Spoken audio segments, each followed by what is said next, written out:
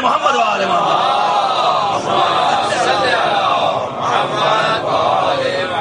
ایک بار اور صلوات پڑھیں محمد. تو حقیقت شے تبدیل نہیں ہوتی. اب جو بحث ہے کہ نماز پڑھو نماز پڑھو، نماز آل محمد کے ساتھ پڑھو، یہ روح ہے، یہ حقیقت شے ہیں، یہ تمہیں وہاں تک پہنچا دیں گے. اسی لیے رسول اللہ نے کہا تھا، جو لوگ سمجھتے ہیں کہ نماز نہیں، رسول نماز کی توہین کریں گے جو خود نماز لے کے آئے. کیا کہا تھا کہ اگر علی کی محبت نہیں ہے تو کچھ بھی کر لو جہنم میں جاؤ گے. اس سے مراد تھوڑی کہ آپ نمازیں چھوڑ کے بیٹھ جائیں. اشارہ کر رہے ہیں، یہ فلسفہ ہے، یہ شعور کی باتیں کر رہے ہیں. وہ چھوٹے موٹے کسی بستی کے چھوٹے موٹے ملا تھوڑی تھے، وہ اول مخلوق تھے. گفتگو منحصر ہو رہی تھی شعور پر، گفتگی عقل پہ کر رہے تھے. ہم اپنی سمجھ سے نہیں سمجھ سکتے کہ نمازیں پڑھو، روزہ رکھو، حج کرو، اگر علی کی محبت نہیں جہنم میں پھینکے جاؤ گے. یہ کیوں کہہ رہے تھے؟ نماز کی توہین تھوڑی کر رہے تھے. جو نماز لے کے آؤ توہین تھوڑی کر رہا ہے. تو حقیقت روح کو بتا رہے تھے کہ روح تک نماز کو اتارنا ہے تو وہاں پہنچو جو روح عطا کر رہا ہے. توجہ فرما رہے ہیں، وہاں تک پہنچو. تو حقیقت شے تبدیل نہیں ہوتی. روح حقیقت شے ہے، جسم آثار شے ہے. بوڑھا جسم ہوتا ہے، آنکھیں بوڑھی ہو جاتی، دیکھنے کی تمنا بوڑھی نہیں ہوتی.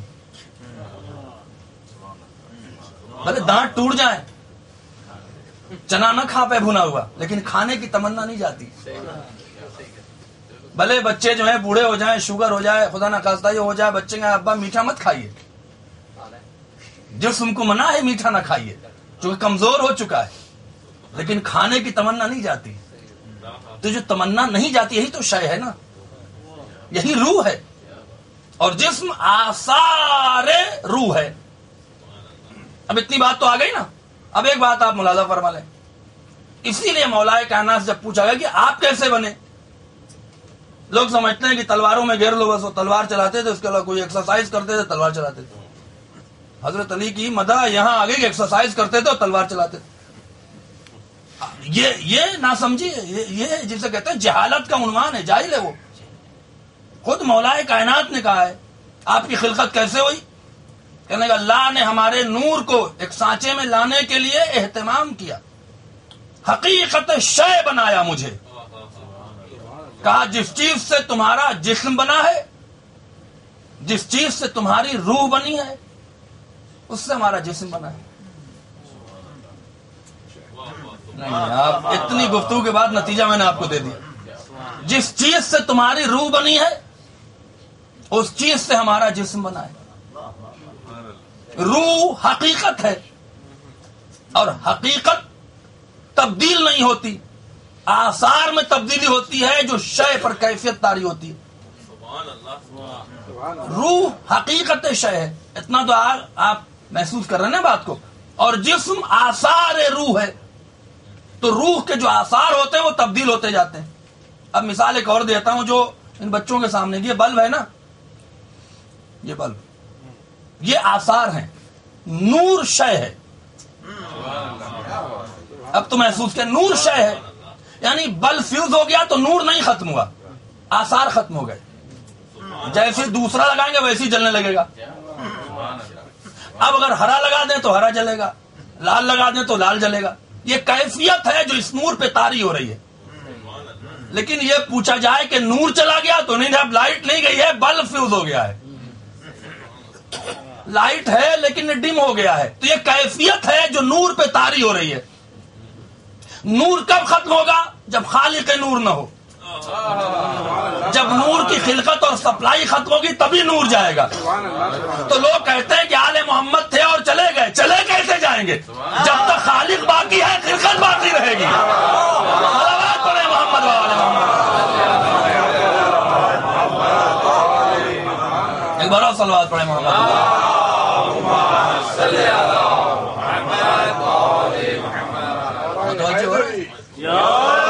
جب تک خلقت ہے، جب تک خالق خلقت رہے گی، جب تک نور آ رہا ہے رہے گا. سپلائی ہو رہی نا لائٹ کہیں سے، سپلائی بند ہوگی تو نور جائے گا.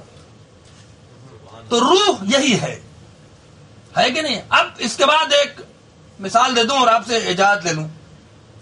روح جس چیز سے تمہارا جسم بنا، جس چیز سے تمہاری روح بنی، اس چیز سے ہمارا جسم بنا، ورنہ ہم کوئی اور حقیقت شے ہیں.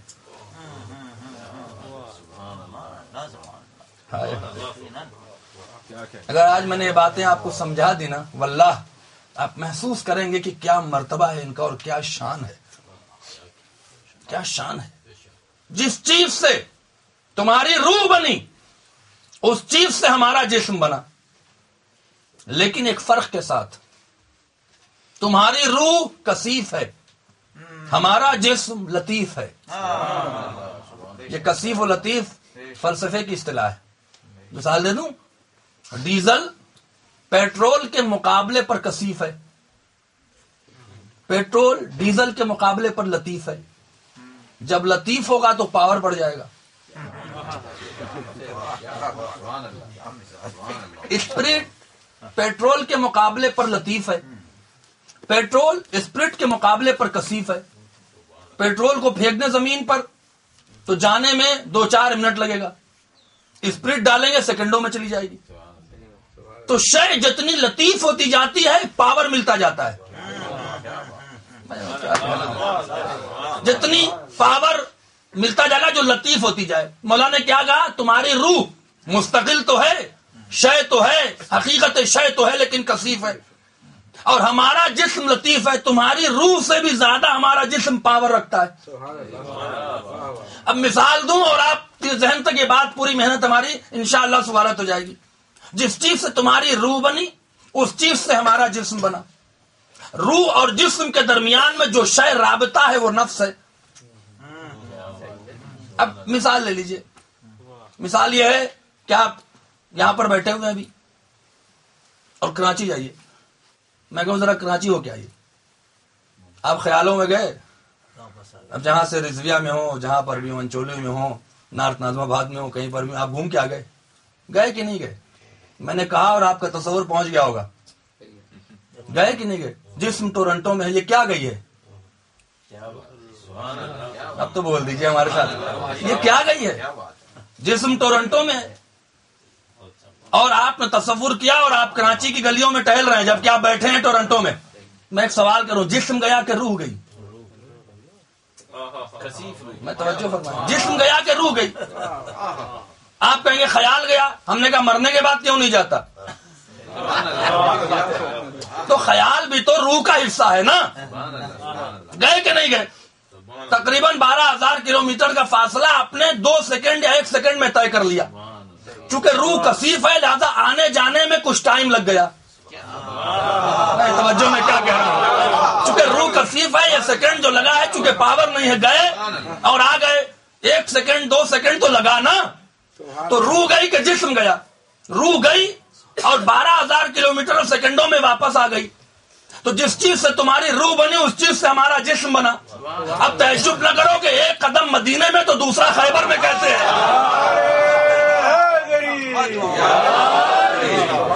بلند صلوات پڑھیں محمد.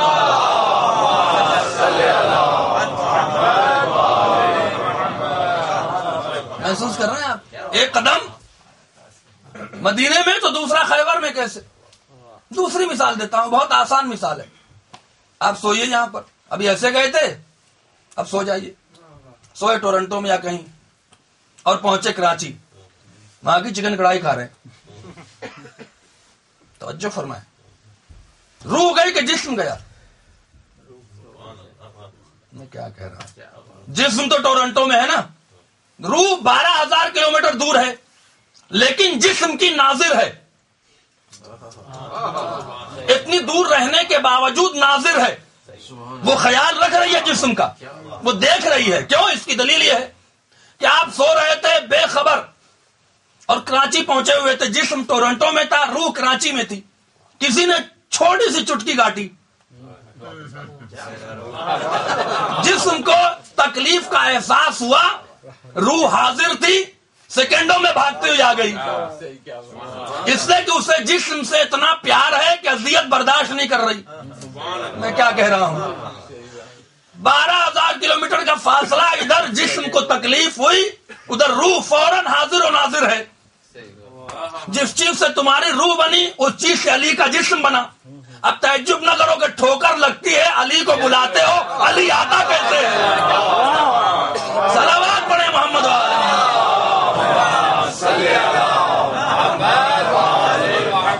ایک بار اور صلوات پڑھیں محمد والے.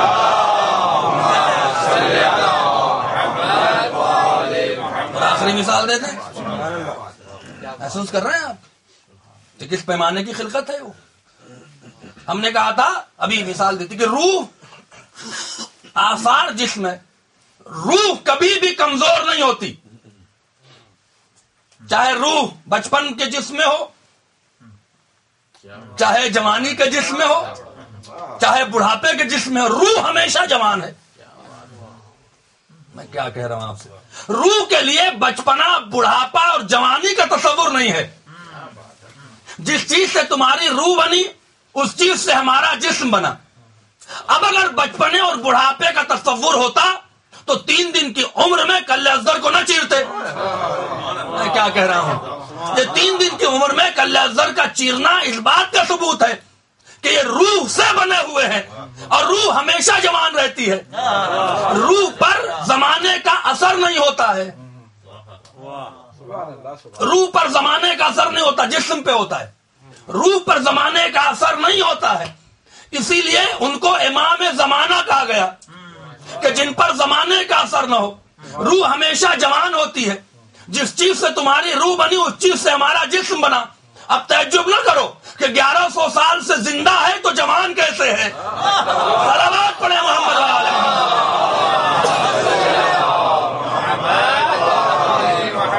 ایک بار اور صلوات پڑھیں محمد والے.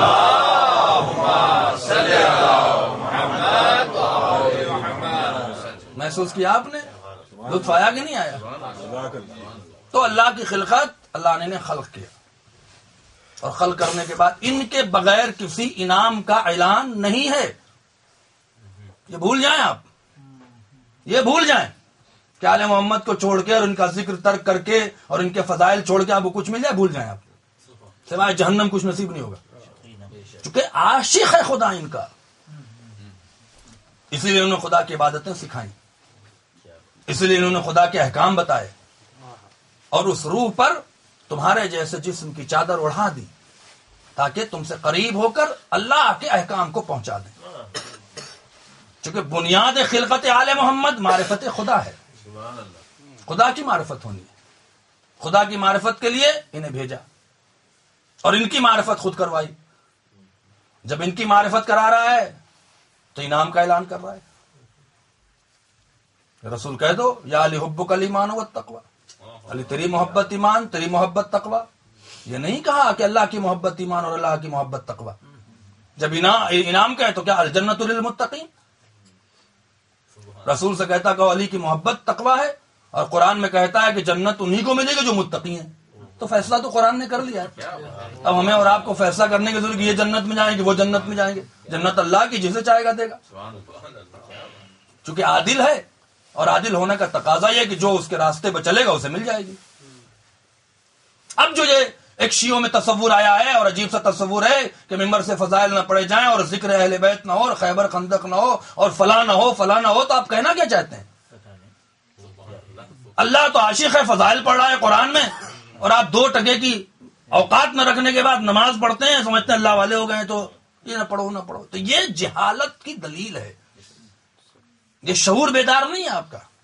رسول نے تعریف کی علی کے فضائل. اگر نہیں پڑھنا ہوتا تو رسول اللہ کہے تھے ٹھیک ہے 2000 تک پڑھیے گا اور 2001 میں فضائل بند کر دیجیے گا. ہم آپ فیصلہ کرنے والے نہیں ہیں. شریعت خدا بند عالم نے بنائی، شریعت خدا نے بنا کے رسول کے ذریعے بھیجا ہے. اگر رسول کوئی اسٹرکشن لگا دیتے، کسی عالم و مرجع سے آپ پوچھ لیں کہ اب وہ وقت نہیں ہے، اب یہ یوتھ کی پرابلم ہے اور یہ پرابلم ہے اور وہ پرابلم ہے. پرابلم آپ کی زندگی کی ہے، مذہب کی نہیں پرابلم ہے. اگر آپ مذہب پر قاعدے سے چلیں تو کہیں یوتھ کی کوئی پرابلم نہیں ہوگی. رات میں مجلس میں پڑھ رہا تھا کہ 8ویں امام جن کی شہادت کی ایک روایت کی سب تاریخ ہے، انہوں نے ایک سسٹم بنایا اور بتایا کہ سسٹم پہ چلو کبھی ناکام نہیں ہوگے. چونکہ ہوس ہے نا دنیا کی، بڑا مکان ہونا چاہیے، بڑی گاڑی ہونی چاہیے. ہوس ہے جو ہوس جسے اسلام نے سختی سے منع کیا کہ قناعت کرو، بیمار نہیں پڑو گے، جو مل جائے شکر کر لو. کل کی نہ سوچو، کل زندہ رہو گے تب نہ